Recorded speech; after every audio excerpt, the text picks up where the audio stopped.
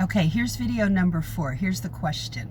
Am I avoiding the communication or am I avoiding the person? Now, I've worked for some attorneys that were not easy to communicate with. They didn't want to communicate.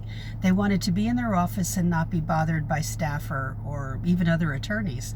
So that issue has to be forced because you have a job to do. And so you have to remove the emotion out of this in your head. You have to stop worrying about it. You have a job to do. They expect you to do it.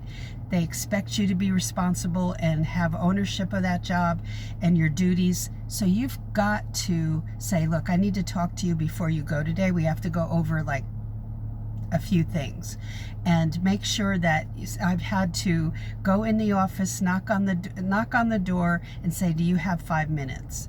And sometimes they said no, they're working on a legal brief, but I needed to get answers, and I had to really, for a lack of a better word, dog the attorney. I had to keep after it. So remember, you're being held accountable.